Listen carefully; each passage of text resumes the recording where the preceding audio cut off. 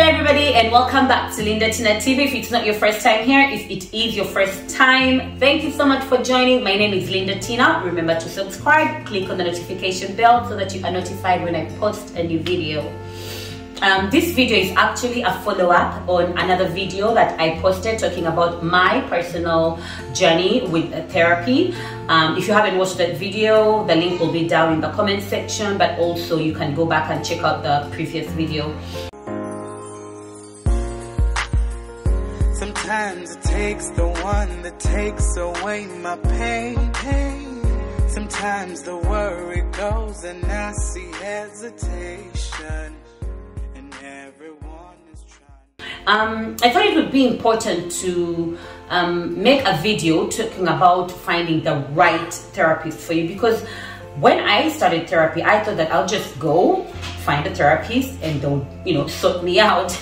Just go and there is an instant click and then they'll help you out. But actually it didn't work like that.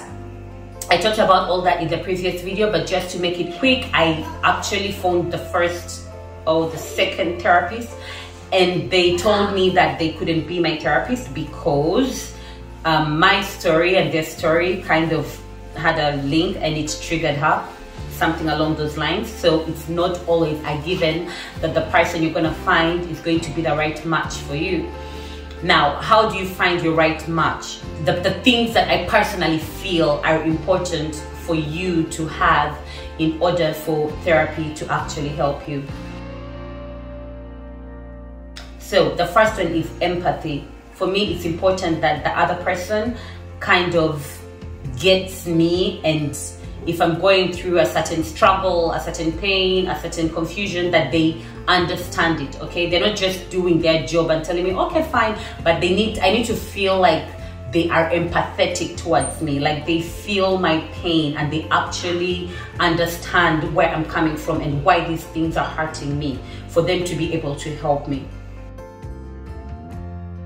Trust. Now, obviously, if I'm going to go out and tell someone the deepest parts of my life story, or the things that are most important to me, or the things that are triggering me in a certain way, I need to trust this person. And that's why some people even go to therapy, because they do have people around them. Maybe they have a support system, but they don't trust them as much. They don't trust them to, one, maybe keep these things to themselves, or they don't trust them with this information. So you need to feel like you trust your therapist. You need to feel comfortable around your therapist to tell them anything, and don't feel like, oh, what if it may leak somewhere.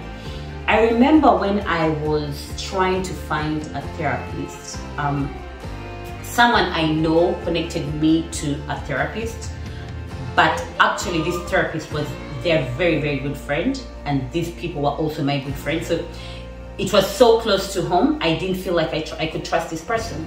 I actually had a consultation with them, but after that consultation, I didn't feel like I could trust these people. I didn't feel like I could trust them, and so I didn't continue with therapy with this person. Just to make you understand that sometimes it's just a feeling.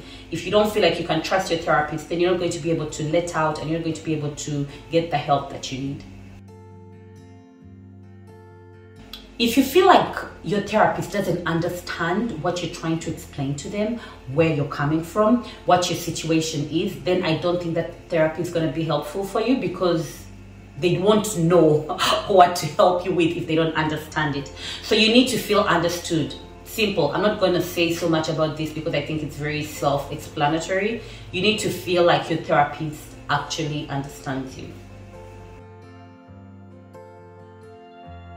So now there is this thing also about cultural background. When I was looking for therapists online, I saw that there are Black therapists, white therapists, Hispanic therapists, Indian, whatever it is. Then there are therapists who focus on LGBT. Then there are therapists who focus on people who have moved from their home countries to another country, people who have relocated.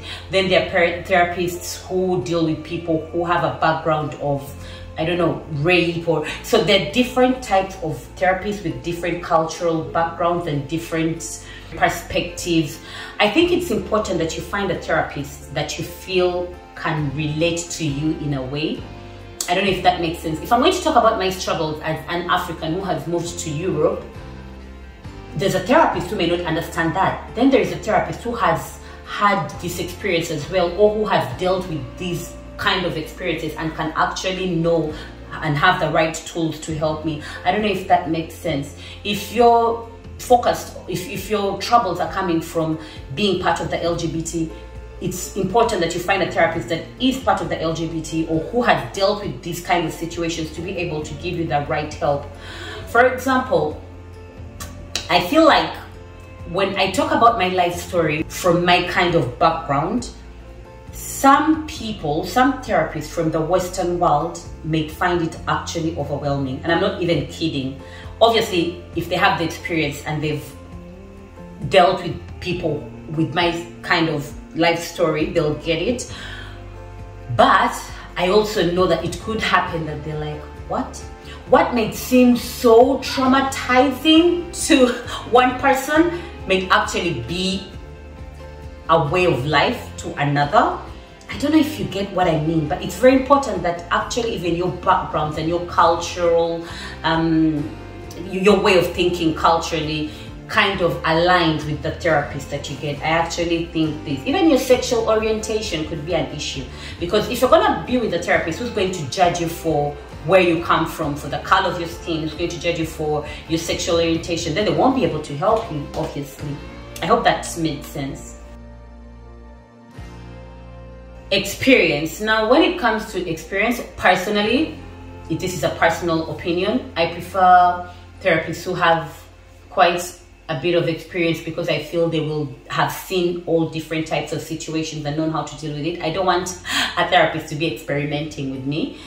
Even if they are actually younger therapists who have proved to be very helpful because they are dealing with things in this current state of the world. Do you understand?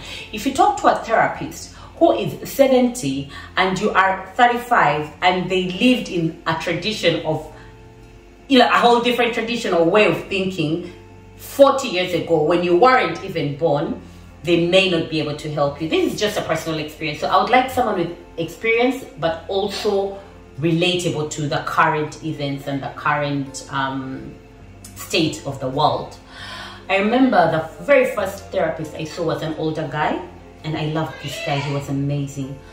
But I could tell that some things were really, he was kind of thinking like back in the day, and he wasn't up with the the current state of the world and how things are, because the world is changing. How I'm thinking is not the same way my mom thought about certain things, and it's not the same way my kids and my kids are gonna think. So you kind of have to put that in your mind when you're finding the therapist for you as well.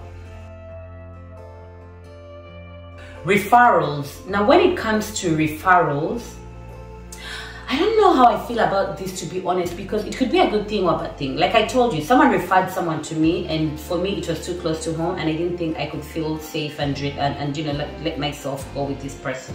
But then also, if someone has experienced has had a good experience with a therapist and they refer them to you, I think it's a great thing. So that can work both ways.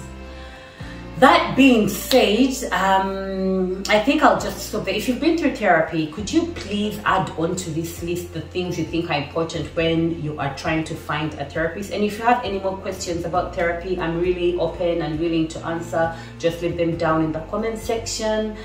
And I guess I'll see you in my next video. Bye bye.